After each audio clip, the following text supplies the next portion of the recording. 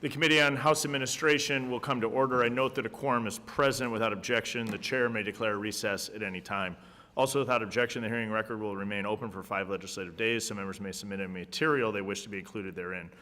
Thank you, Ranking Member Morelli, members of the committee, and our witnesses for participating in today's panel.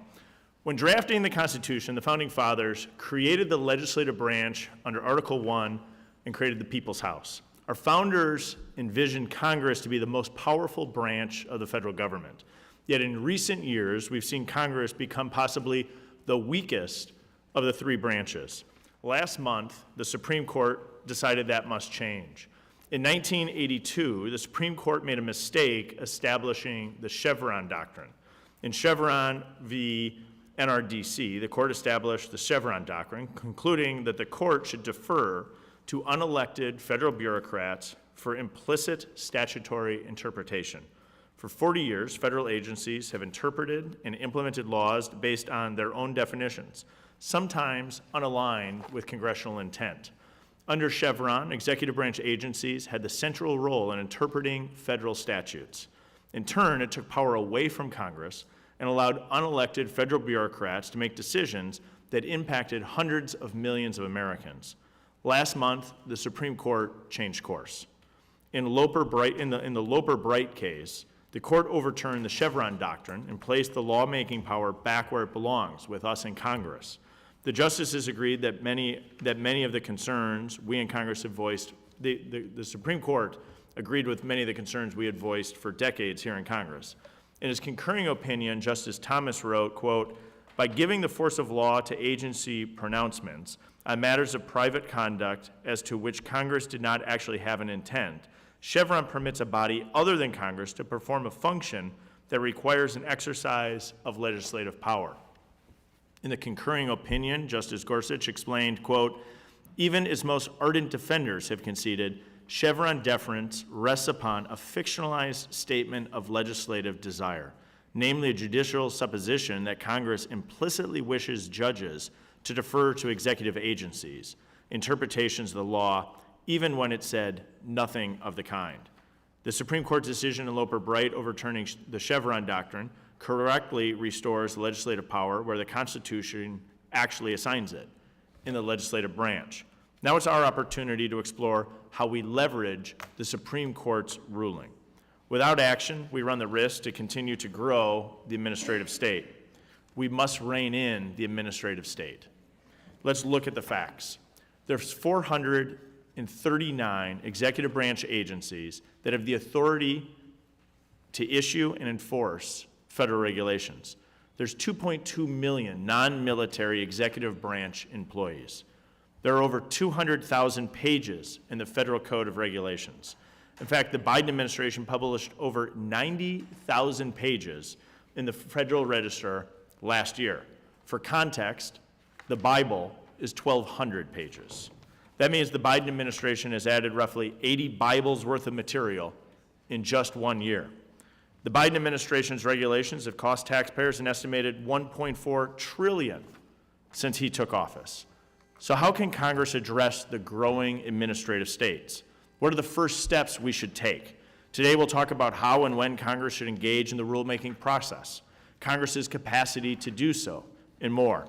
For decades, the model was simple. Congress established the policies by passing laws, and agencies provided technical expertise through the rulemaking process.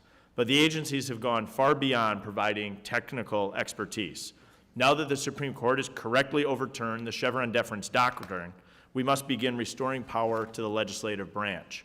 This is our opportunity to ask important questions about the structure of Congress, now that our role in the rulemaking process has been reestablished. In the Loper-Bright decision, the Supreme Court has provided a real opportunity for Congress to restore itself to the People's House once again. I look forward to a robust discussion on the important topic today. I'm going to recognize Ranking Member Morelli in just a second. We obviously have votes coming up, so just in an operations standpoint, we're going to go until we determine we have to head to the floor. We'll take a brief recess, and we will return. And so now I will recognize Ranking Member Morelli for 5 minutes for the purpose of providing an opening statement. Good morning. Thank you, Chairman Stile. Thank you to the witnesses for being here today. Too frequently in recent years, the conservative majority on the United States Supreme Court has reversed longstanding legal precedent. These decisions have harmed the American public. Take, for example, the conservative majority's decision to overturn Roe versus Wade and restrict reproductive freedom in America. Or, in another instance, this court further eroded the ability for Americans of color to cast a free, fair, and meaningful ballot.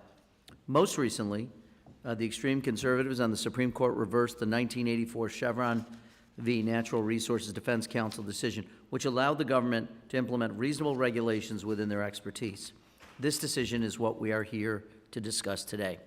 Chevron stood for the common sense proposition that Congress and the executive branch should be the primary policymakers in government because they are accountable to the people through the ballot box. The power rests with the people, not an unelected court. Congress empowers the executive branch to make certain policy choices. These choices are often involve scientific or technical subjects about which agencies have greater expertise than Congress and the courts. In reversing Chevron, however, the Supreme Court makes it more difficult for Congress to exercise its power. In an instant, the conservative majority in the Supreme Court substituted its policymaking judgment for the elected branches of government. The American people will suffer as a result. And let's be crystal clear, this decision did not empower Congress. I strongly disagree with my friend and chair, Mr. Stile. It empowered the conservative majority in the Supreme Court and a legion of federal society-vetted lower court judges to make extreme and ill-informed decisions impacting every American's daily life. Further, the decision is a tremendous gift to the wealthy and to special interests. Corporations will bend over backward to find cases to undo existing regulations protecting the food and drugs our children consume, the quality of the air we all breathe, and the cleanliness of the water our families drink. Imagine weaker regulations on baby food and baby formula. Imagine weaker regulations on brake pads for our cars. Imagine weaker regulations for air travel and traffic control. This decision will inhibit sensible regulation of especially technical policy areas, including nuclear power, artificial intelligence, climate and the climate crisis, and so much more.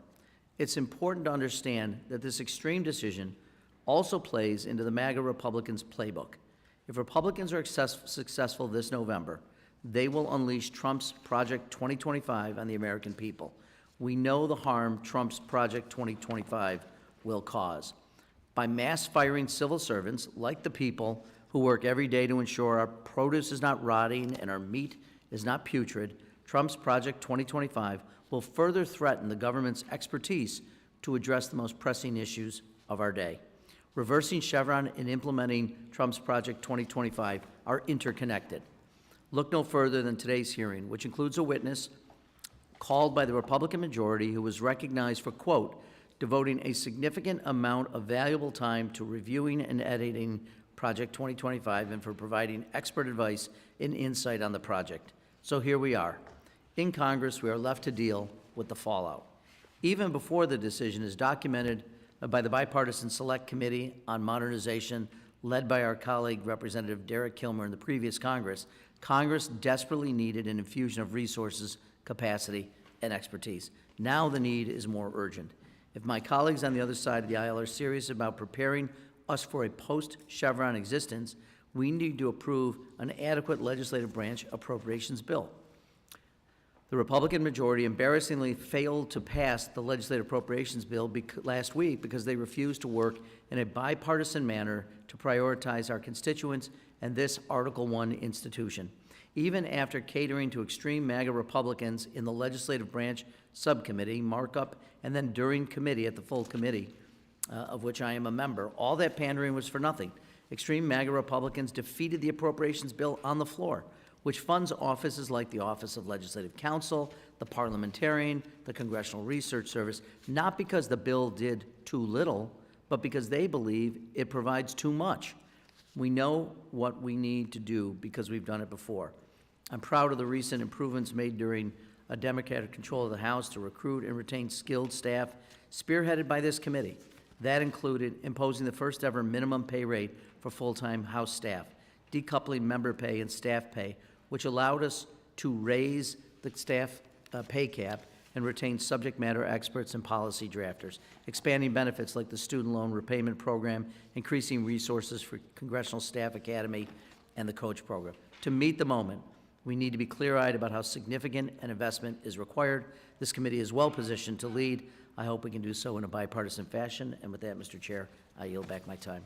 Gentleman yields back. Today, we have a one-witness panel. The Honorable Paul J. Ray, former Associate Director of the Office of Information and Regulatory Affairs that is housed within the Executive Branch's Office of Management and Budget, where he supervised in review of hundreds of regulations. He now leads the Heritage Foundation's work on regulatory and economic policy as Director of the Thomas A. Rowe Institute for Economic Policy Studies. Mr. Sati Tullam is a former senior advisor at OIRA and is now the Senior Vice President of Government Affairs for Americans for Responsible Innovation. He's a policy expert and advisor, having served in senior roles in the congressional and executive branches, and is an executive at a biotechnology startup. Dr. Kevin Kosar is a resident senior fellow at the American Enterprise Institute, where he studies Congress, congressional oversight, and the administrative state. Dr. Kosar has written several books, spent more than a decade working for the Congressional Research Service, and has previously testified before our Modernization Subcommittee. Mr. Wayne Cruz is the Fred L. Smith Fellow in Regulatory Studies at the Competitive Enterprise Institute. His work explores the impact of government regulation of free enterprise.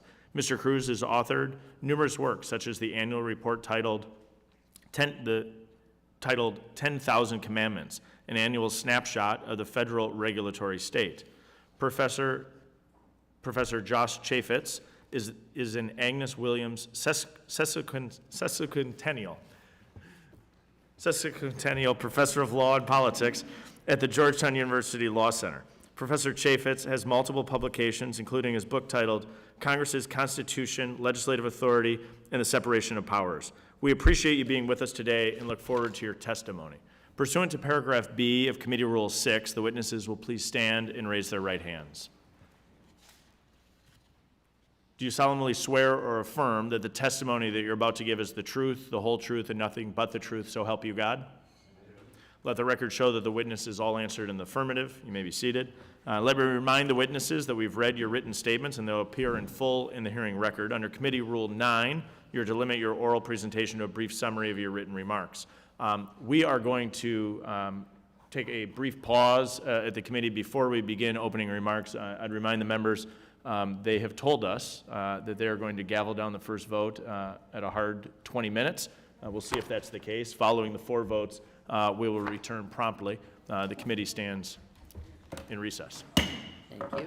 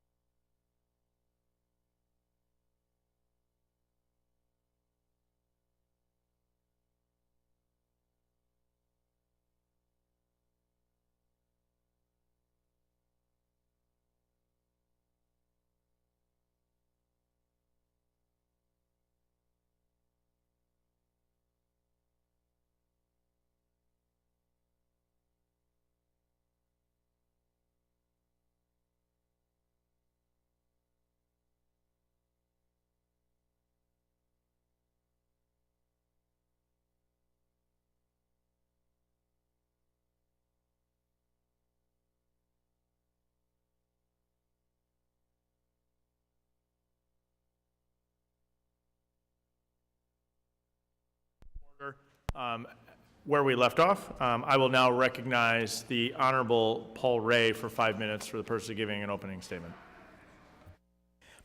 Chairman Stile, Ranking Member Morelli, and distinguished members of the committee, it's an honor to appear here today.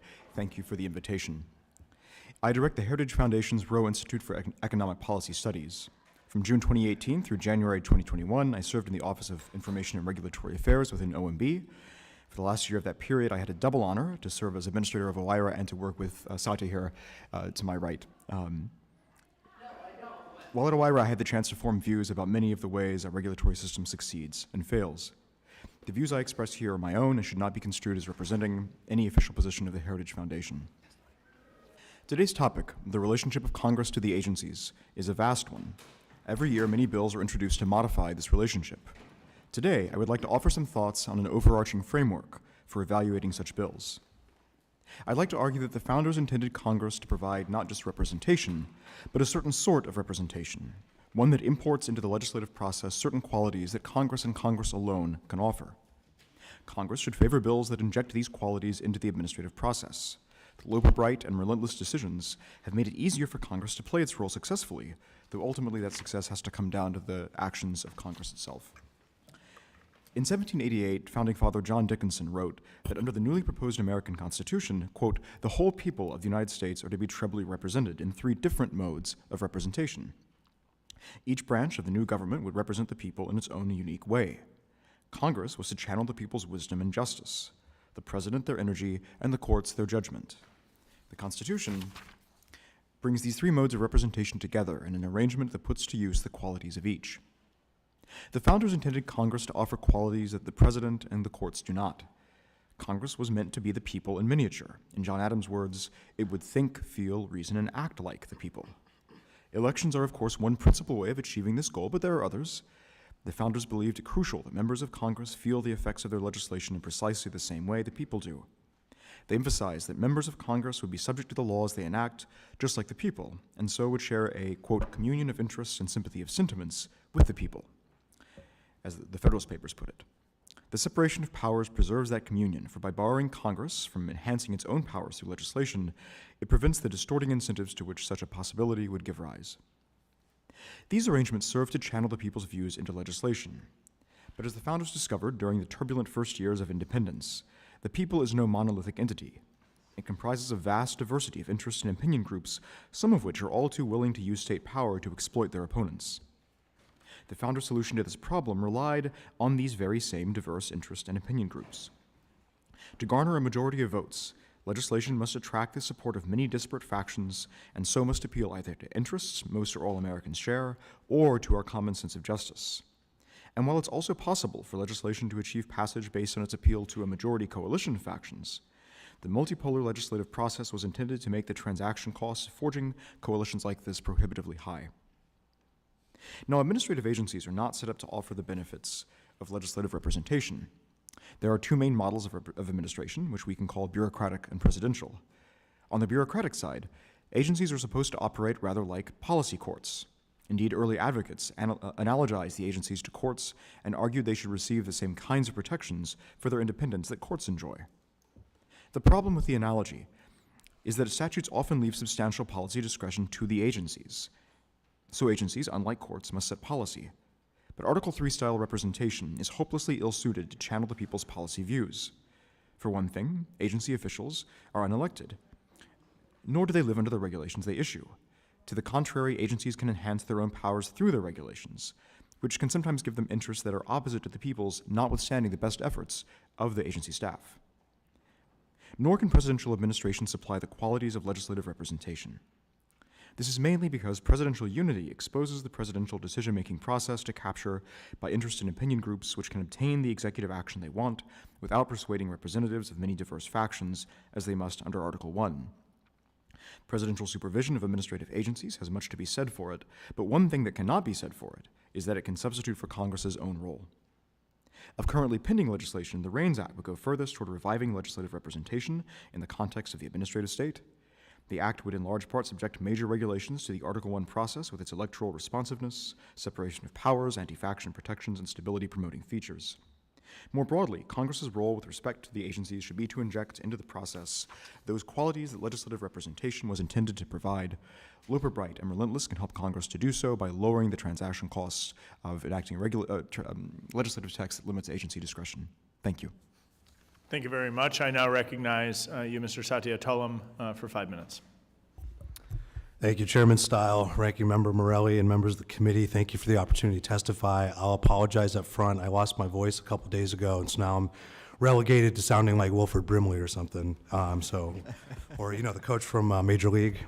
My name is Satya Tullam, Senior VP at Americans for Responsible Innovation, Senior Fellow at Foundation for American Innovation, and perhaps most pertinent for this hearing, for a number of years, I was a senior staffer at the Senate committee that had primary jurisdiction over the Administrative Procedure Act and all regulatory process-related issues, and later worked at OIRA, which Paul mentioned. So in this testimony, I hope to make 3 basic points. First, if you'll pardon the slightly obtuse metaphor, federal policymaking follows something like the first law of thermodynamics. Energy in the system can move between different parts of or change form, but it is neither created nor destroyed. What this means is if one branch does not energetically exploit its prerogative to make policy decisions, those policy decisions will be made elsewhere by the other branches. Like a balloon, squeezing on one part will simply move the gas to another area. Ambition must be made to counteract ambition, as Madison said, but apathy is not met with symmetrical apathy. What the court has done has used its own prerogative to reassert a new equilibrium. And yes, this has the effect of empowering the Article I branch, but this effect is not self-executing. It is right now a kind of potential energy, waiting for a force to be applied, turning it into kinetic energy, to further torture my classical mechanics metaphor. Second, let us remember that the original Chevron decision itself ultimately permitted agency discretion in that case, and what most people agreed was a deregulatory direction. The EPA had wanted to permit more flexibility in regulatory compliance, making an existing rule less constraining. So the Chevron decision, not the most recent decision, but the original Chevron decision, and now Loper Bright are neither, quote, regulatory or deregulatory. This formulation makes no sense. Further on this point, the APA does not contemplate a thing called a, quote, deregulation as something afforded a differential process. The APA defines rulemaking as, quote, agency process for formulating, amending, or repealing a rule. In other words, everything, any change to the Code of Federal Regulations is similarly situated and is not tilted in favor of one or the other. Third point, and I believe at least some, if not all of my colleagues on this panel will agree with this, with the need, maybe not even limited to responding to this decision, to increase congressional capacity. As the sole branch of government constitutionally vested with legislative powers, it behooves Congress to be best equipped to execute that responsibility. In naive terms, Congress is worse off. Since this decision, contrary to the hearing's title, is actually a return to the pre-Chevron regime, let's go back. In the 40 years since the decision, the total number of congressional staff has actually decreased, has actually gone down by a few percent. In the last 30 years, the number of committee staff has gone down by 40%. Does anyone on the committee believe Congress's work has become less complicated, confusing, and therefore easier since then? Members of Congress may be wary of the self-aggrandizing appearance of accumulating more staff. But human capital and expertise are embodied in people, and this kind of a decrease in intellectual capacity has only one result in terms of productivity and effectiveness. This is admittedly a crude measurement of congressional capacity, but I hope you get the point. Finally, an anecdote on this capacity on a slightly related thing. Many of you are familiar with the Congressional Review Act and its requirement that a report be submitted to Congress for review for every new rule.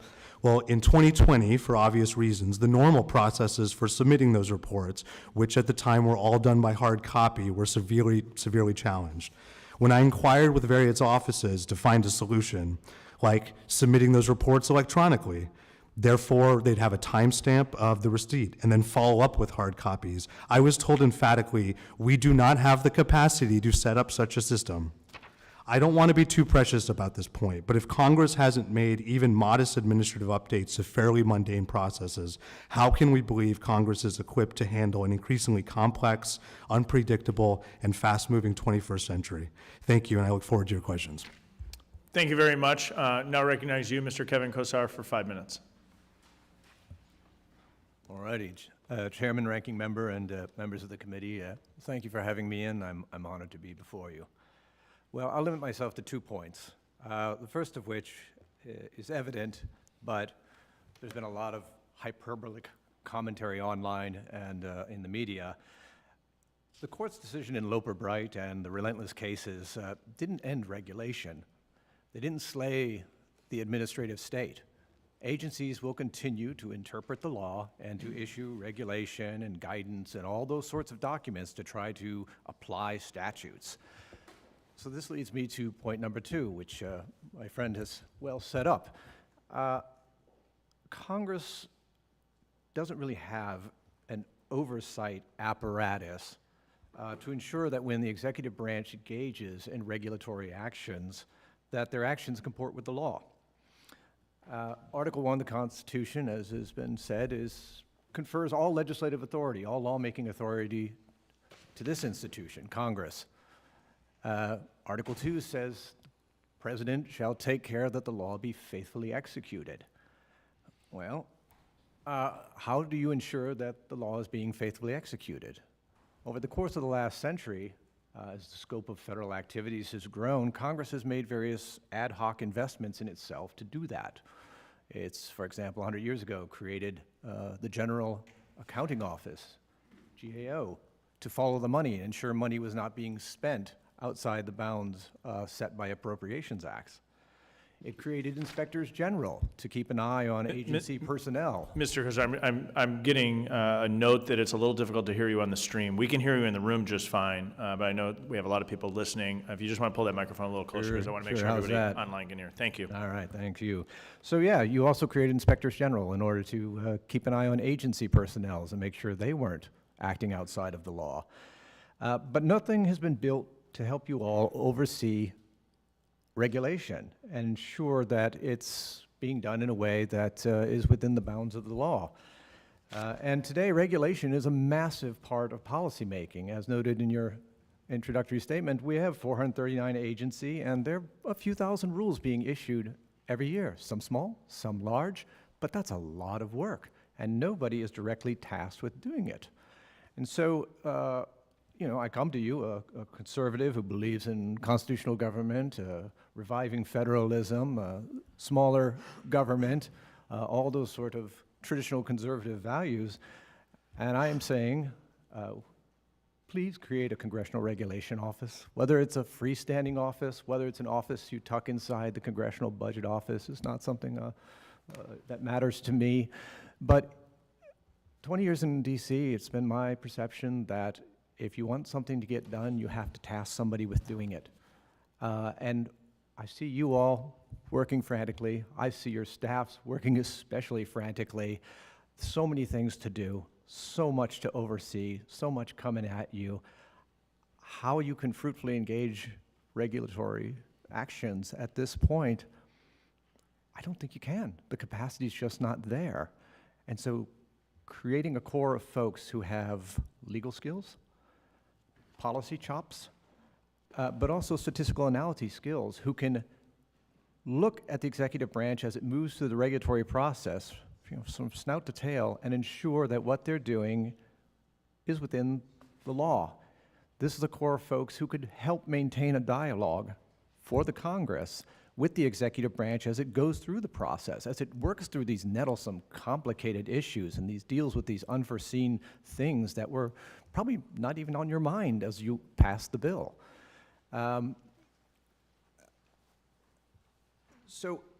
With that, you know what?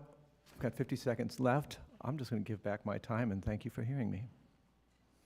Unprecedented. The gentleman yields back. Mr. Wayne Cruz is recognized for 5 minutes. Chairman Stile, Ranking Member Morelli, and members of the committee, thank you for the opportunity to testify on Congress's role in a post-Chevron world. My name is Wayne Cruz. I'm the Fred L. Smith Fellow in Regulatory Studies at the Competitive Enterprise Institute. Federal spending hogs the spotlight, but the hidden tax of regulation affects every aspect of our lives. The Code of Federal Regulations tops 188,000 pages. Last year alone, agencies issued 3,000 rules compared to just 65 laws passed by Congress. Costs remain unaccounted for, notably those from independent agencies now ascendant in whole-of-government pursuits like net zero energy, AI, equity, and competition policy. Congress must reclaim its lawmaking authority from the executive branch, but first and foremost, it must restrain its own interventionist appetites. There are many elements to this in my written remarks, but they all require that Congress and this committee in particular marshal appropriate resources and personnel to perform rigorous regulatory oversight and disclosures, replacing the eroded White House variant. The end of Chevron deference marks an overdue reaffirmation of separation of powers and a break on overdelegation. However, it's crucial to recognize the extent to which regulatory advocates will mobilize in response. While extraordinary extensions of regulatory power occurred during Chevron's reign, most of the leverageable administrative apparatus was erected before then. Especially since COVID, the problem is less about agency interpretation of the ambiguous statutes at hand in LOPR than agencies' implementation of unambiguous statutes. The inflation, infrastructure, and CHIPS laws are exceedingly regulatory even before administrators pick up a pencil. Workarounds exist for regulatory advocates to exploit in a post-Chevron world, including 1, more coordination on potent, unambiguous, and purpose-driven legislation like the CARES Act and the TikTok ban. 2, seducing the private sector with subsidies, grants, and partnerships to embrace interventionist legislation and cartelization. 3, increasing federal influence with hundreds of billions in procurement and contracting. And 4, replacing notice and comment rules with guidance documents and other forms of regulatory dark matter. To prepare, an outstanding but neglected new GAO report provides recommendations that this committee should heed, up to and including establishing a Congressional Office of Regulatory Analysis. Done correctly, a CORA could challenge mistaken presumptions of agency expertise and avoid the faulty presumption that market failure outweighs political failure. To reinforce GAO, other needed steps include overturning Biden's rewrite of OMB's Circular A4 and ensuring that regulatory reform laws already in effect but disregarded get enforced.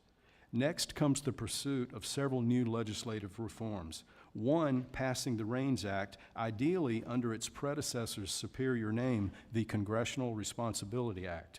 2, taking up the Democrats on their marvelous regulatory budgeting idea.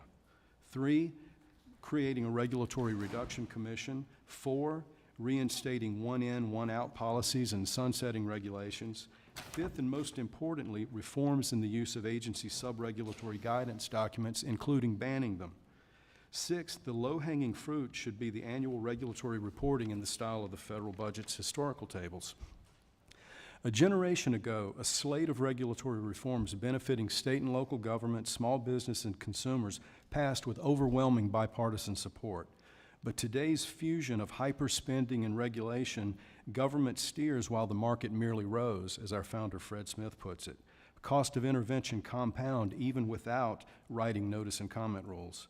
Correcting overdelegation is vital, but the real challenge is Congress's own disregard for enumerated powers. Response requires decentralizations, federalism, and ending the abuse of crises like happened with COVID and the financial meltdown. By enhancing resources and fostering reforms, this committee could play a key role in limiting overregulation and expanding jobs and wealth. You don't need to tell the grass to grow, you just have to take the rocks off of it. Thank you again, and I'm happy to answer your questions. Thank you very much, Mr. Cruz. Mr. Josh Chaffetz, you're now recognized for 5 minutes. Chairman Stile, Ranking Member Morelli, and distinguished members of the committee, thank you for the opportunity to testify today regarding the vitally important topic of congressional responses to the Supreme Court's recent Loper-Bright decision, which ended the practice of according Chevron deference to agencies' interpretations of the statutes that they administer. Let me begin with a few words about the likely effects of Loper-Bright. First, it's likely to lead to more judicial policymaking. The largest study of agency statutory interpretation cases in the circuit courts found that use of Chevron deference significantly reduced ideological decision-making by judges. In pre-Loper-Bright cases where Chevron deference was not applied, political preferences played a much larger role in case outcomes. So one thing we can say about Loper-Bright is that it will very likely free the hands of judges to dispense with regulations that they dislike. Indeed, we should see Loper-Bright as part of a larger project by the Roberts Court of judicial self-aggrandizement across administrative law and beyond. In contexts ranging from the removability of agency officials to the availability of in-house agency adjudication to the so-called major questions doctrine and more, the court has repeatedly undermined the regulatory regimes that Congress has put in place. In their stead, the court has substituted its own preferences as to how government should be constructed and what policies it may enact. Loper-Bright ignores research demonstrating that Chevron was the interpretive tool most familiar to congressional drafters, far more so than canons relied upon by the Supreme Court with some regularity. Drafters were well aware that statutory ambiguity would be interpreted as a delegation of interpretive authority to the agency, and if they didn't want that agency to have that authority, they attempted to draft with greater specificity. Eliminating a doctrine in whose shadow Congress has drafted for decades and replacing it with something significantly less certain in its operation is not congressional empowerment, it's judicial empowerment. Agencies, seeing this posture by the courts, are likely to respond by preemptively trimming their sails, issuing only those regulations that they think are likely to meet with judicial approval, and refraining from altering old interpretations even as new information and new technologies become available. The flexibility that's a hallmark of the administrative state, the flexibility that Congress has designed into the administrative state, will be substantially undermined, all under the flag of supposedly empowering Congress. So what can Congress do to respond to this judicial power grab? Well, first, in the realm of bill drafting, Congress can write deference into individual bills empowering agencies, or it could even draft a standalone bill reinstituting Chevron deference. Because Loper-Bright claims to be an interpretation of the Administrative Procedure Act, not a constitutional holding, it can be reversed by statute. Congress could also choose to draft in ways that clearly indicate that it's vesting significant discretion in agencies, using words like reasonable or appropriate. This, too, would be consistent with the language of the Loper-Bright decision. Of course, just because these drafting techniques would be consistent with the facial reasoning of Loper-Bright doesn't mean that the court wouldn't find other ways to skirt them or strike them down. The general anti-administrative posture of the current court should make us skeptical that it will allow Congress to assert itself in these ways. The other category of responses to Loper-Bright falls under the heading of congressional capacity building, and here's an area in which I think possibly all of us on this panel agree. If the court is going to insist that Congress make policy at ever more granular levels, then Congress will need to build an institutional infrastructure mirroring that which currently exists at the agencies. This means large increases in the number of staffers and diversifying the experience of staffers, including hiring many with graduate degrees in the social and physical sciences and many more with security clearances. It means paying those staffers well enough to retain them, and giving them access to resources like sophisticated information technology, databases, and perhaps even in some cases laboratories. The proposals put forward by the Modernization Committee, some of which have been adopted, would be a step in the right direction, but only a step. And even a massive increase in congressional capacity could never fully substitute for administrative expertise. There's a reason that no modern democratic system that I'm aware of has its legislature making policy at the level of granularity at which agencies regulate. Moreover, many governance decisions in the executive branch are specific to circumstances that arise after implementation has already begun. Asking Congress to resolve those issues ex ante is unlikely to succeed.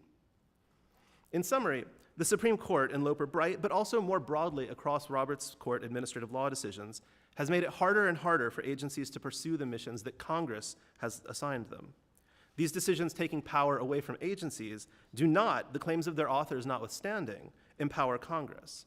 Rather, they empower the courts at the expense of both Congress and the agencies. There are strategies available for Congress to respond, including both bill drafting techniques and institutional capacity building, and these are absolutely worth pursuing. But at the end of the day, their impact will be limited. As long as the judiciary has an anti-administrativist bent, making pro-regulatory public policy will remain very much an uphill climb. Thank you. Thank you very much. We thank all of our witnesses. I'll begin with questions. We'll then go to the ranking member. We'll alternate. between sides. I'll recognize myself for 5 minutes for the purpose of asking questions. The Committee on House Administration, we oversee the legislative branch and authorized committee budgets. The Supreme Court decision in Loper-Bright sent a clear message that lawmaking authority rests with Congress. In the wake of that decision, this committee has a real opportunity to ensure that Congress leverages its resources effectively. So out of the gates, question, I'm going to come down the row, starting with you, Mr. Ray, and we'll come down. As currently structured, is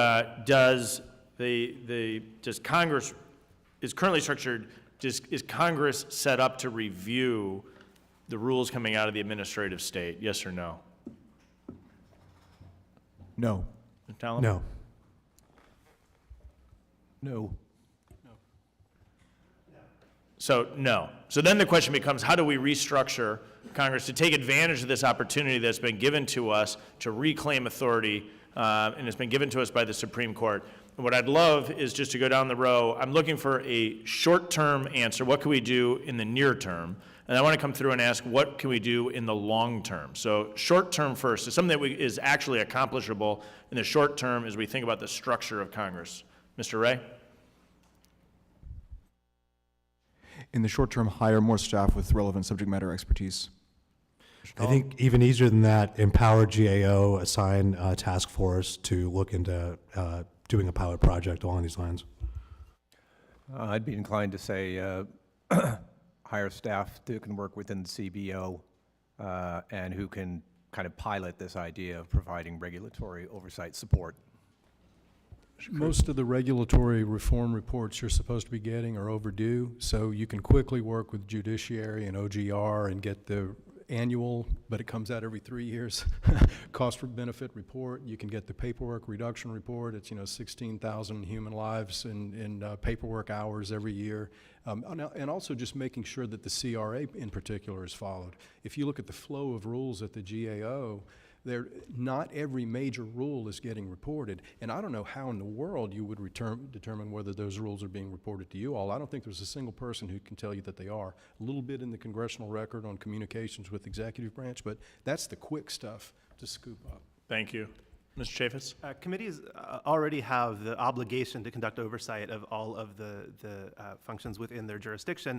So beefing up committee staff, and in particular committee staff with substantive expertise in the areas that they're overseeing, would allow them to evaluate the regulations coming out of the executive branch. Thank you. I'm going to come back for a slightly more of a longer-term look as to how you think we should be thinking about the long-term restructuring to reestablish congressional control over the administrative state.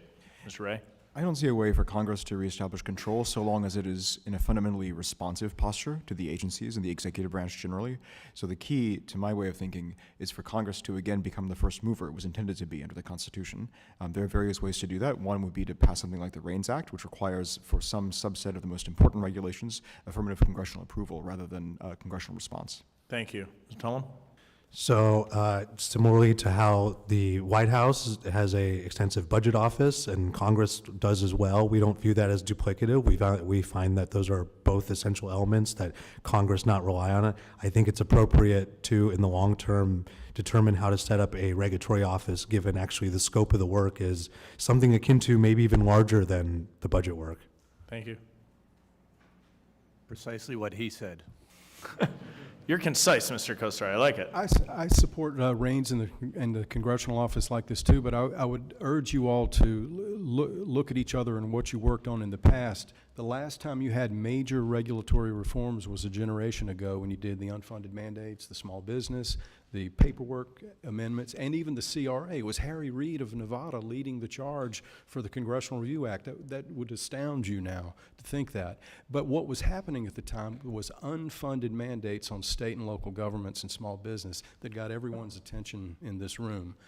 That's not happening now because those mandates are funded through infrastructure law, inflation law, CHIPS law, and they've got a lot of regulatory strings attached with regulatory dark matter and so forth. But eventually that money dries up. So I would say a lot of the ideas that you have are bipartisan. So longer term, regulatory budgeting, sunsetting, oversight, that sort of thing. There's a lot of that stuff that you all have worked together on the past on, and you can do that again. Very concisely, Mr. Chaffetz.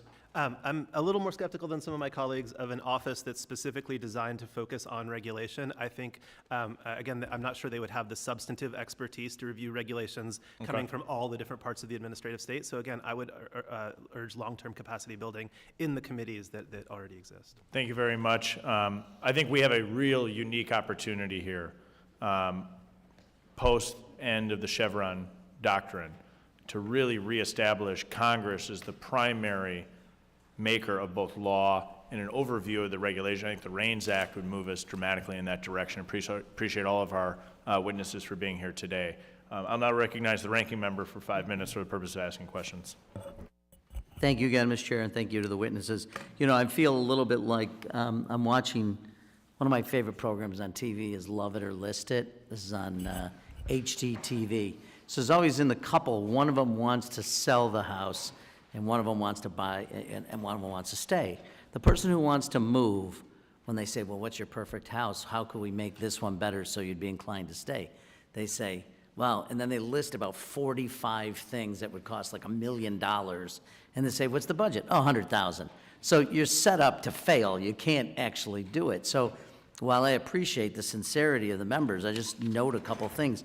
When it comes to hiring more staff or building the legislative branch, which, believe me, I would go on record, I would triple the House the congressional appropriation.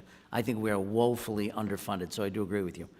But just to note, the appropriations proposed by the House in total, non-mandated appropriations proposed by the House right now is $1.606 trillion. The amount proposed for the legislative branch is $7 billion, or, for those of you who appreciate math, 0.4% of the entire federal non-mandated spend proposed in this bill. It failed on the House floor last week because it's too expensive, too rich, so it couldn't get enough votes for passage. So I feel, again, like that, yeah, oh yeah, here, it would only cost $3 million to do this thing, but you only have $100,000. I, for the life of me, don't understand how this would work. I appreciate you, which leads me, and I'll ask you this, Mr. Chaffetz, is that, am I pronouncing that right? Chaffetz, yeah. Chaffetz. So you had mentioned in your testimony that rather than empowering Congress, Loper-Bright empowers courts at the expense of Congress. Is that big? Can you just expand upon that a little bit? How it degrades congressional authority over federal agencies? Is it purely because of what I just mentioned, the lack of resources, or do you want to go beyond that in terms of why it shifts the balance of power? Sure. So, when Congress, first of all, Congress has created these agencies. Congress has passed their organic statutes. Congress has delegated authority to these agencies. And since 1984, Congress has done so in the shadow of Chevron deference. And this isn't just a hypothetical. We have, really solid research showing that Chevron deference is the tool most understood by congressional drafters, by staff in Ledge Council, and by staff sort of elsewhere on the Hill. They understood they were drafting these statutes in light of Chevron deference, and they understood that if they didn't want the agencies to have interpretive freedom, that they should draft with more specificity, and so they did. So what that means is that by taking this away, essentially the courts are saying, this thing that Congress thought it was delegating to agencies, which is this interpretive freedom, in fact, the agencies don't get to have that. And what replaces that is not, power flowing back to this institution. What replaces that is the courts giving their own sort of de novo interpretations of these statutory regimes, right? So it's not passing from unaccountable bureaucrats to the accountable Congress. It's passing from somewhat accountable bureaucrats to even less accountable federal judges. Thank you for that. I want to shift just for a second. Again, Professor, we're here to consider ways Congress can better serve the American people. Americans agree government should use its power to protect health and well-being, grow the economy, and grow the prosperity of all Americans. I want to read something from Project 25 that is associated with former President Trump. It says that the president has, quote, an existential need for aggressive use of the vast powers of the executive branch. Success in meeting that challenge will require boldness to bend or break the bureaucracy to the presidential will. Among the recommendations, the mass firing of civil servants, many of whom, frankly, do the protection of health and well-being that I mentioned, When a buzz saw that former President Trump's Project 2025 takes to civil service, keep Americans safe from the dangers such as, I mentioned things that the FDA does, for instance, that our administrative system currently protects. Can you talk about what that impact could potentially have? Sure. So, for the entire 19th century, we didn't have civil service protections in this country, and we had what was known as the spoils system, where every time a new administration came into power, they would fire basically every federal employee and replace them with members of their own party. This was widely regarded as one of the worst governance systems in the world. You see criticism, you see sort of scholars in Europe sort of laughing at this throughout the 19th century. Finally, as the American state sort of grows in sophistication, toward the very end of the 19th century and into the 20th, it begins implementing civil service reforms, becoming a sort of modern administrative nation. And so sort of undoing civil service protections, right, returning to a spoils system would sort of return us to a lot of the sort of waste and abuse that really characterized 19th century American politics. Thank you. I yield back, Mr. Chairman. Gentleman yields back. Mr. Loudermilk's recognized for 5 minutes. Well, thank you, Mr. Chairman. It's a very interesting subject matter, something I've been working on since I first came to Congress. And a little bit of follow-up on what Mr. Chaffetz was just saying in the interaction there. We do have an issue within the civil service system. There is such protection that it takes up to 2 years to fire a bad employee. That is something that has to be addressed. This is a bipartisan issue. I first learned of this from President Obama's Secretary of Homeland Security, who was begging for things to be changed because they're keeping employees who basically had committed crimes or had disciplinary actions so bad that they could not remove them from the payroll. They couldn't continue to do their job because they couldn't keep a security clearance, but they had to keep on the payroll for a year, and if they appealed, then it was another year. And so he said, we're paying people that are basically getting 2 years of unpaid vacation with full benefits. This has to change. This has to change. And so I just wanted to bring that up, is it's not going back to the old system. And I don't know what is in Project 25, but I have legislation that would bring in sensible ways of streamlining civil service and making sure that they are productive and they are doing their jobs and they're just not getting a free ride off the American taxpayer. So I think we do have to be intellectually honest as we talk about these issues. But to the issue at hand, this is something that I've been working on since I came to Congress. Myself, Senator Mike Lee, and then Congressman Jeb Hensarling put together the Article 1 project, which is to rebalance the powers which the majority are given to Congress. And we saw at the time that there's an extensive amount of power since World War II that have been extended to the executive branch. And it was interesting. I was having dinner with Justice Scalia one evening, and we were talking about this, and I asked him, what can we do to eliminate or to rein in the executive branch from legislating via regulation and the courts from legislating from the bench? And his response was, Congress needs to do its job. You need to write legislation with more specificity. And so this is the type of thing, this is good timing. And Chevron deference was one of the issues that we were facing at the time. And my understanding has always been that when an act of government can deprive citizens of property or liberty, it is not a rule or regulation, it's a law. And only Congress can enact those laws. So with those things on the table there, Mr. Ray, what specific accountability measures should Congress adopt to ensure that federal agencies adhere strictly to legislative intent in both their rulemaking duties and enforcement activities? I would say, first and foremost, specificity in statutory text, as you just mentioned. Another helpful approach is to specify the outcomes that Congress is after, right? When agencies are left great discretion, they can pick and choose among the outcomes to optimize for. When Congress specifies we want the following outcomes in this particular order, then that constrains agency discretion in a pretty serious way.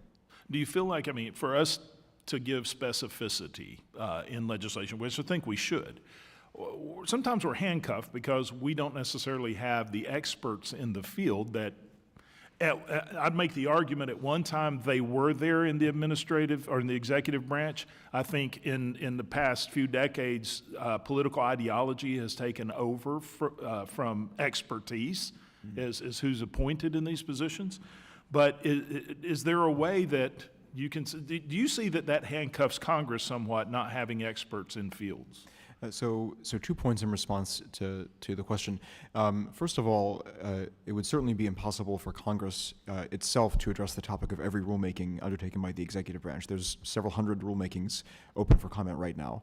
But it could answer or resolve a number of the most important rulemakings, right? It could, there's only a few hundred major rulemakings per year typically. It's conceivable that Congress could itself take the initiative in a number of those proceedings.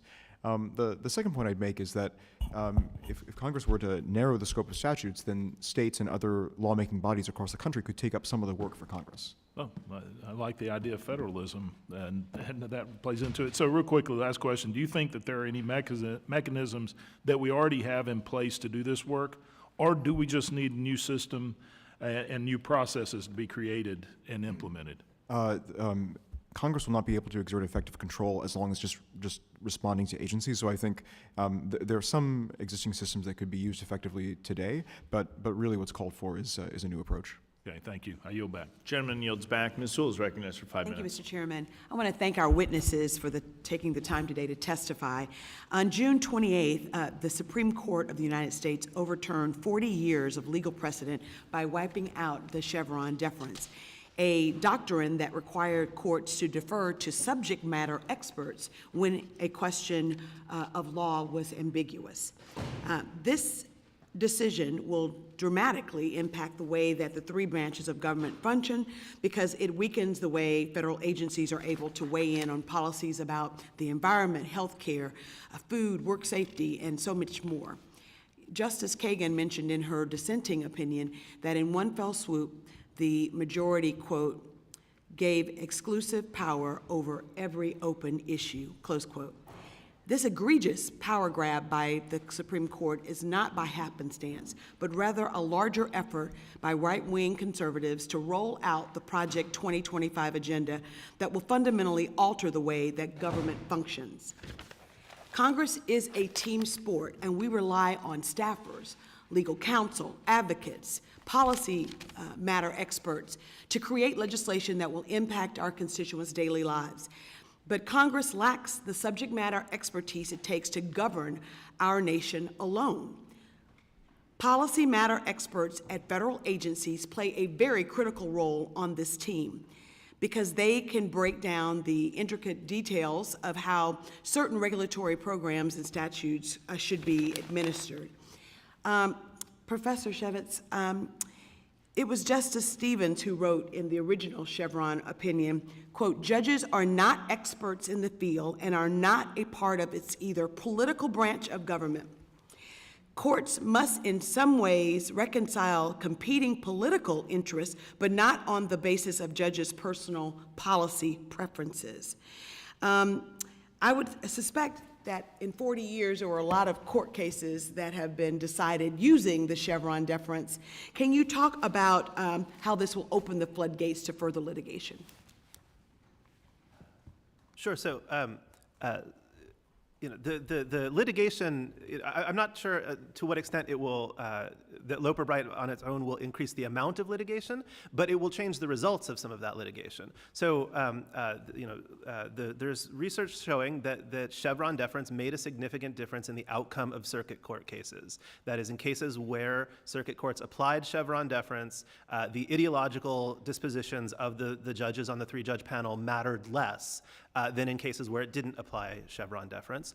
So now that it's not allowed to apply Chevron deference, we should expect to see the ideology of the judges on those three-judge panels mattering more in those cases. I'll also add that there's another case that came down 3 days after Loper-Bright, which is the Corner Post decision. Yes. And up until, so the federal law says that there is a 6-year statute of limitations for challenging agency actions. It had always been thought that it was 6 years from the time the agency action was finalized. Right. In Corner Post, the Supreme And Court not says— when the person was injured. And in Corner Post, right, it says it's 6 years from the time that regulation was applied to that regulated entity, which means that every regulation can now be challenged indefinitely. There's no point at which a regulation has exhausted the So what time does that frame. mean, coupled with the Chevron deference case? It means that Corner Post means that there are going to be just a flood of cases that would not have previously been filed, and coupled with Chevron, coupled with Loper Bright, right? And Loper Bright, the majority claims that, well, cases that relied on Chevron are still good law. We're not going to reopen those, but those are now available to be challenged again. And if the judges think that there's some error that goes beyond mere reliance on Chevron, then even consistent with Loper Bright, those longstanding agency interpretations would be open for reevaluation by the courts. And you said in your testimony that even if Congress bills out our internal team, that it would still be not be able to replace the agencies. How do you think that this will hurt potential policymaking? Well, it'll make policymaking sort of less robust, less responsive, less likely to sort of address the problems that Congress and that the American people want to address, and less responsive in adapting to changes in scientific knowledge or in technology in order to sort of adjust pre-existing regulations. Thank you, and I yield back the balance of my time. Gentleman yields back. Ms. Torres is recognized for 5 minutes.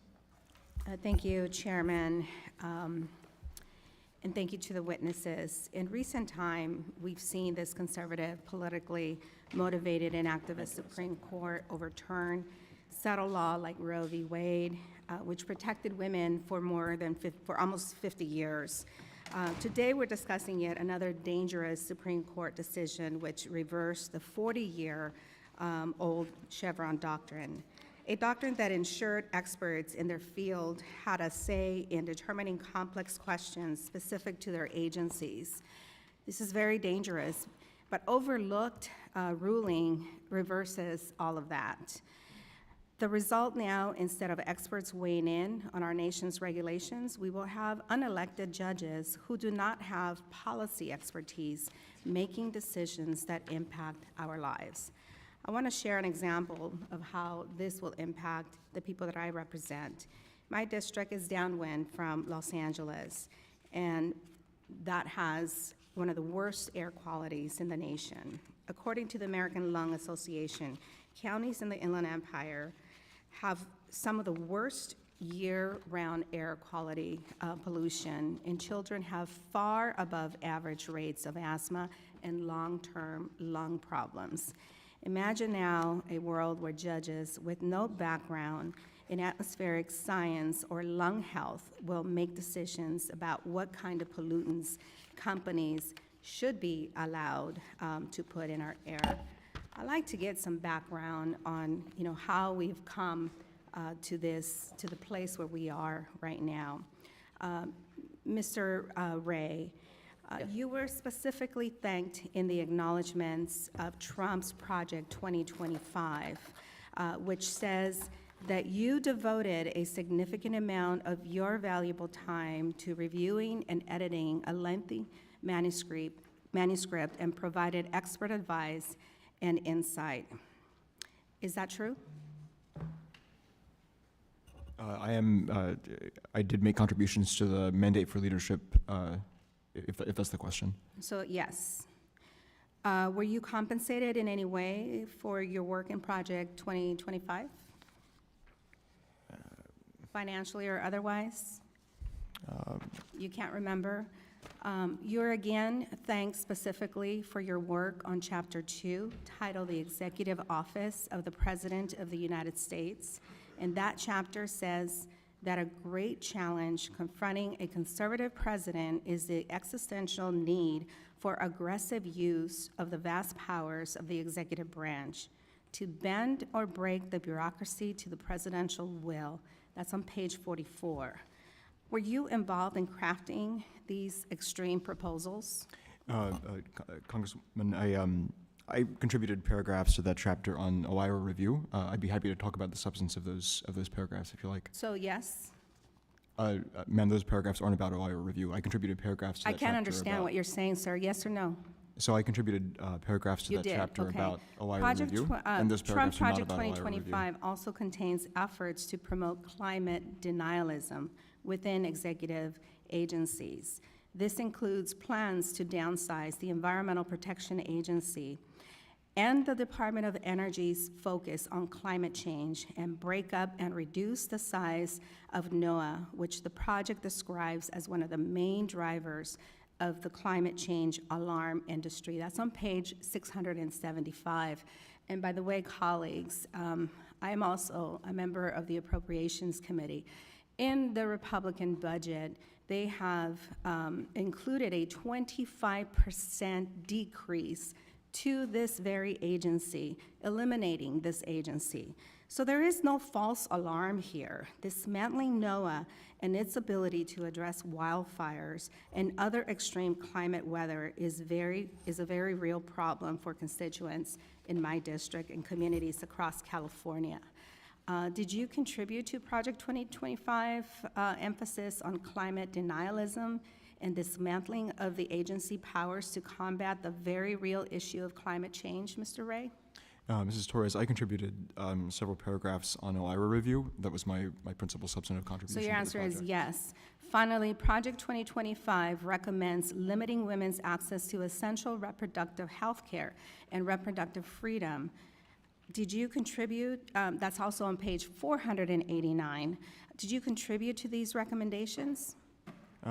So again, Congresswoman, my principal contribution to the project in terms of text for the mandate for leadership. Mr. Chair, since the witness has a mouthful of words and no real answers, I would like to request anonymous consent to enter all 922 pages of Trump's Project 2025 into the record so that the American people can see for themselves how deeply terrifying this Trump authoritarian manifesto really is and how it's going to impact the lives of Without every objection, single man, woman, and child in this country.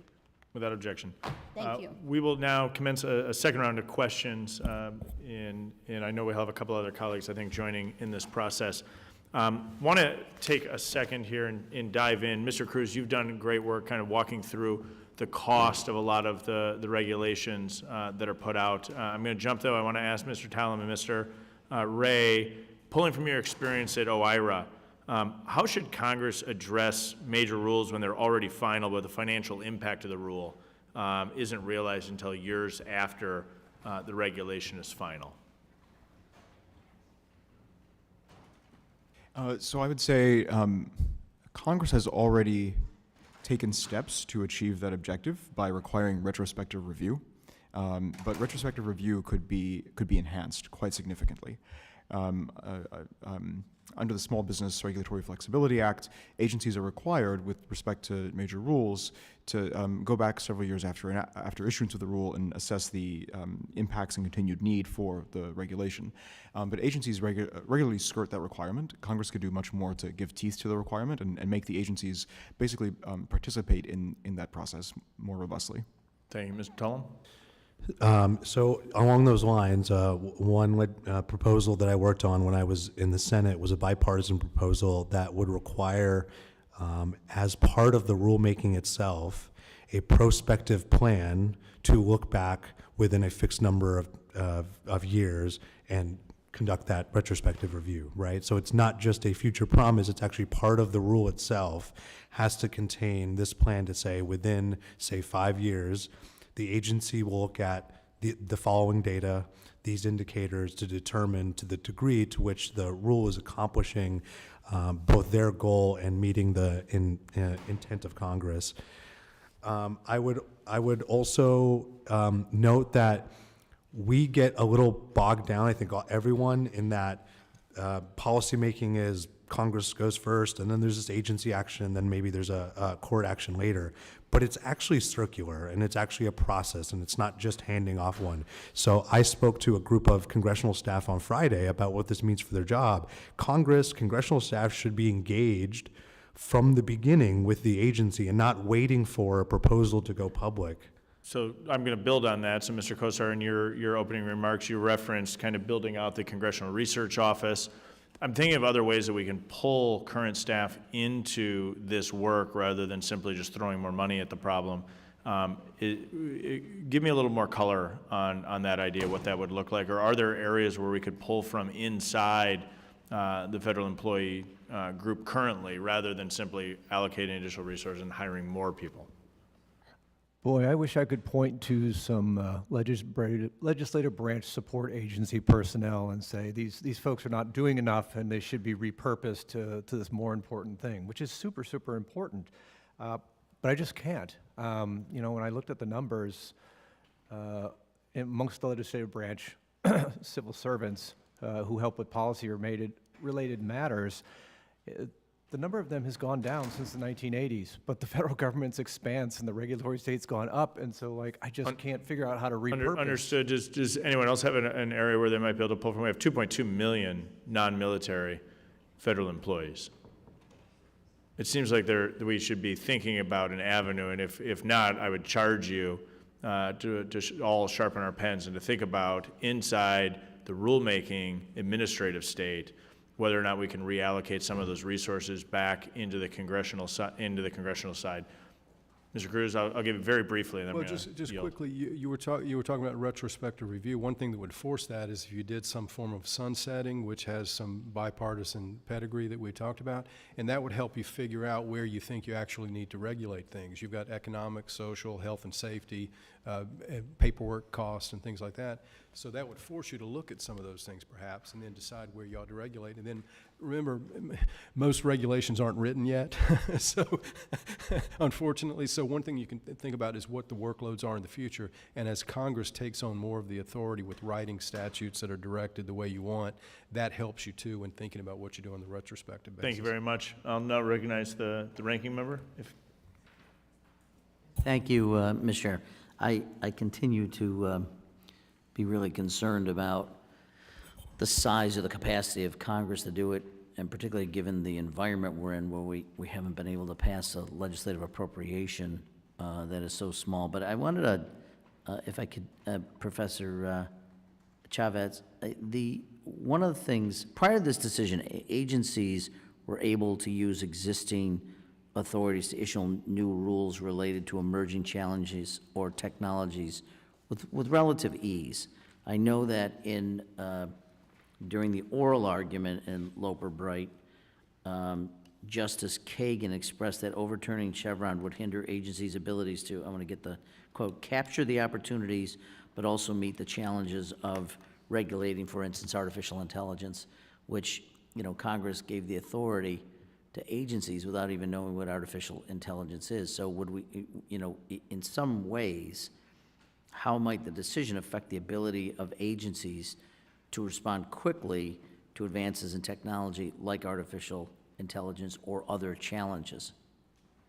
Well, so I'd like to begin by noting that agencies can do almost nothing with relative ease, or I suppose you'd have to emphasize relative a great deal, right? No. Most agency rulemaking takes years. And so the idea that this is something that agencies just sort of pop off and create regulations all the time, I think is somewhat misleading, right? There's a lot of time and effort and conversations that go into producing rulemaking in the first place. But, you know, one of the things that Loper-Bright does is says that if agencies want to get any deference at all, even the lesser so-called Skidmore deference, which is basically just sort of respect for the agency's expertise. If they want to take advantage even of that, their interpretation has to remain consistent over time.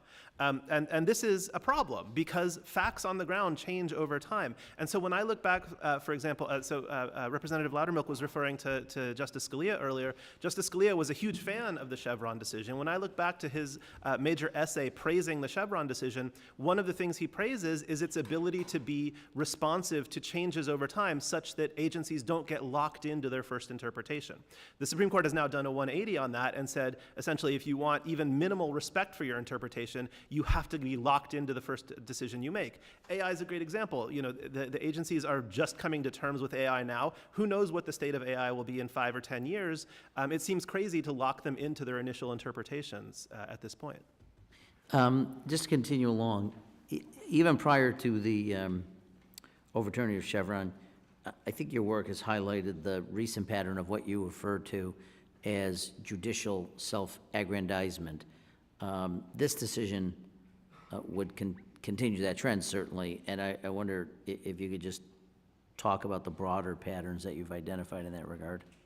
Sure. Well, I think you can see this across a huge number of areas of law, whether we're talking about the Supreme Court's cases on congressional oversight or on election law, but just within administrative law, there are a huge number of ways in which the Roberts Court has sort of taken it upon itself to tell Congress that it's structuring the administrative state wrong. So there have been a bunch of decisions in recent years saying that the way that Congress has structured various agencies is unconstitutional because it limits the removability of certain officers. There have been the major questions doctrine cases, which basically say that the most natural reading of a particular statute won't be allowed to go into effect if the Supreme Court decides that what the agency has done is major. But of course, it gives us no real way of determining whether or not something counts as major. There have been the Jarchese case, right, taking away the ability that Congress had given to agencies to do internal adjudication in some cases. Right? All of these are situations in which Congress tried to create certain structures and forms in the administrative state, and the Supreme Court has come in and said, no, we know better, we're going to undo that, and the administrative state is going to be structured the way we, the court, wants to structure it. In my view, the best label for that is judicial self-aggrandizement. Yeah, if I can, one of the interesting things about this and much of the conversation that you hear post-Chevron is that prior to this decision, that you couldn't overturn an administrative ruling. But you still had access to the courts prior to Chevron. Do you want to just talk about that for just in the remaining seconds we have? Absolutely. So Chevron was a two-step test, and step one was if Congress has clearly expressed itself, that's the end of the story, right? If Congress has clearly expressed itself, the agency has to do what Congress says. Only if the statute is silent or ambiguous under Chevron would there be any deference given by the courts. And then beyond that, the Administrative Procedure Act creates a whole host of procedures that the agencies have to go through in order to regulate. And if the courts didn't think that the agencies went through the correct procedures, they could also vacate regulations, right? So it's not that there was unconstrained regulatory authority in the agencies. They had procedural requirements, and of course, if Congress spoke to the issue, they had to do what Congress said. It's only if they went through the correct procedures and Congress had been silent or ambiguous that they got any deference under Chevron. Very good. And I know I've exceeded my time. I yield back. Thank you. Gentleman yields back. Ms. Lee is recognized for 5 minutes. Thank you, Mr. Chairman, for holding this important hearing, and thank you to all of our witnesses for appearing before the committee today. The Supreme Court's recent decision in Loper corrects decades of regulatory overreach by the executive branch and rightfully reasserts the separation of powers as intended by the framers of the Constitution. It ensures that the will of the American people is heard through laws written by their elected representatives. As a former judge, I agree that the power and responsibility of interpreting the law belongs to the courts, not unelected government bureaucrats. The clearer the law, the easier it is for judges to faithfully and accurately apply and interpret the law. Congress, therefore, has a renewed call to assert its legislative authority and write clear and precise laws. Dr. Kosar, I'd like to begin with you. You have written extensively about Congress establishing a Congressional Regulatory Office, which would likely be a longer-term project for us to undertake for the interim, or in the case where Congress chooses not to establish a permanent office. How can Congress strike a balance with its role in the rulemaking process that leverages agency expertise while maintaining strict legislative oversight and accountability? Well, in the short term, if you can't get the purse strings loose enough to do a little pilot, say within the CBO, to test it out, particularly say within an issue area of real concern, you can try to draw upon the existing legislative branch folks more aggressively. I spent 10 years at the Congressional Research Service. I don't recall once in the thousands of requests I got, a member saying to me, hey, there's this proposed rule in your issue area. What do you make of it? Can you at least write me a memo and explain to me what this means and whether I should be concerned about the extent of the regulation, whether it's proper? That would be one means. And you just touched on what I really was interested in as my next question, which is how can we better facilitate meaningful collaboration between lawmakers, legislative staff, and then agency experts to really draw upon all of that collective experience during the legislative drafting process? Yeah, the drafting process. Well, I think the drafting process in many instances has been bedeviled because there's not a regular order being followed. You know, bills are being slapped together with a lot of other bills. You guys are being called to the floor and told it's time to vote on the rule, and please line up by party and don't scuttle things. Reorienting and getting back to a more regular process where committees are in the seat, and when committees report out a bill, those things get preference on the calendar, would allow a process by which you could be more deliberative and you could draw more on the expertise that's already available to you and get it in there. Mr. Cruz, as you know, in 2023, the Biden administration released Executive Order 14094, which raises the threshold for which regulations are considered highly significant and drastically increased regulatory costs. How would you compare the Biden administration's approach to regulatory action with that of the previous administration?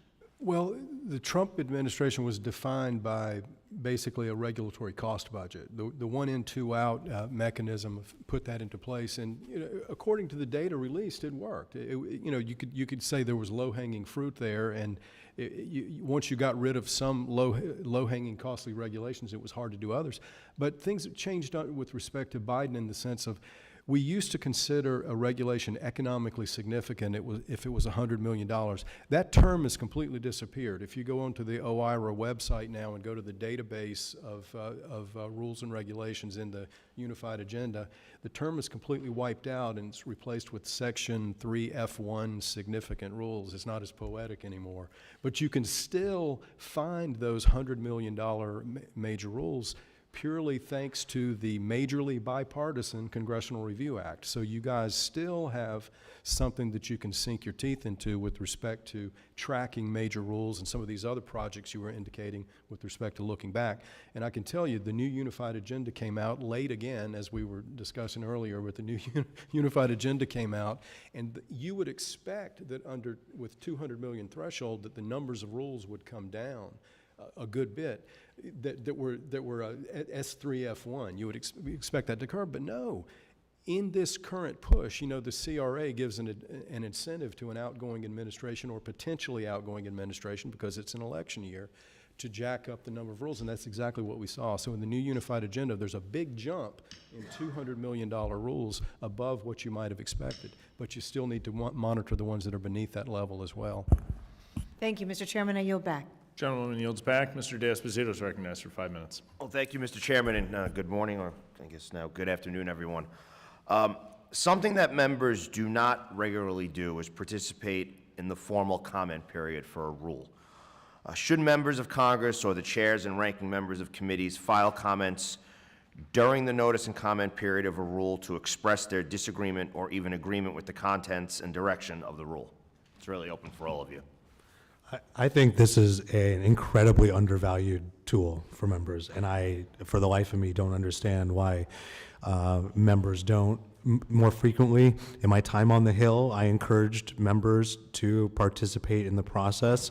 There was maybe, and I don't want to speak for members of Congress, but it felt like that's for the public, we're not the public, and so it's beneath us, maybe. I may be overstating that, but I don't think you should see that as the case. I mean, this is the agency receiving all input, and by the way, courts would put a fair amount of deference to what members of Congress say, especially members of a committee of jurisdiction, and saying, this looks like what we asked you to do, or this doesn't look like, or we hope you consider these factors.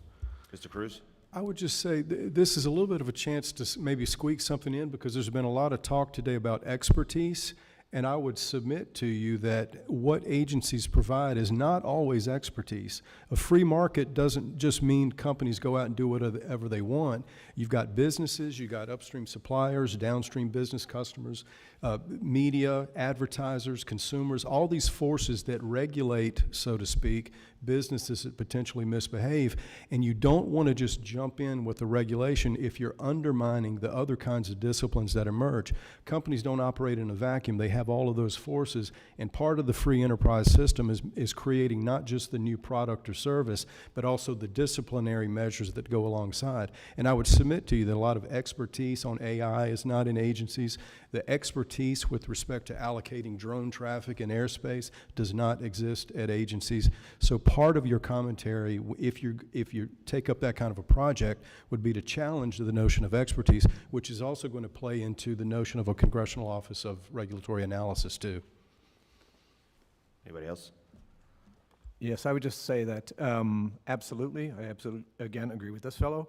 But the real trick is being able, not just able to send it in, but having the knowledge base to deal with this stuff. I mean, pull out the Federal Register and you start looking at these regs and your eyes glaze over, your head hurts. I mean, there's just no way, unless you just happen to have somebody in your office or working for your committee, that you can meaningfully comment on this. This would take weeks and weeks and weeks to study, like this HUD rule that I'm looking at here. 22 to 28 pages, just the proposed notice. So to that point, GAO has written about a potential new legislative branch known as the Office of Legal Counsel. You in favor of that? Do you think that that could help with this process? And I guess, could anybody explain what you think that would look like?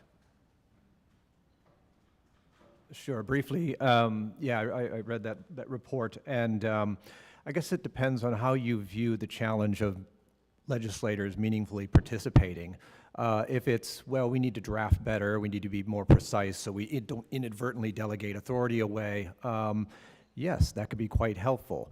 But when it comes to the substantive knowledge of the issue area and the ability to double check the numbers that executive agencies give when they do the benefit cost analysis and say, hey, this reg is going to be wonderful for America, you don't have anything. And I'm not sure that sort of knowledge would rest in the Legislative Counsel office. I would tag on to that just briefly. I would generally support anything that increases congressional capacity. And if I can reference the ranking member's comment about the inability to add on appropriations and staff, and also his penchant for love it or list it. I'm more of a say yes to the dress kind of guy, but the point of the shows, I think, is that we look for reasonable opportunities for improvement. GAO already has a statutory role as part of the Congressional Review Act. CBO has a number of analysts, and they have a mechanism for analyzing specific proposals. Those things exist even short of a whole new committee or a whole new office or 2,000 new staff. My time's just about expired. Mr. Chairman, I yield back.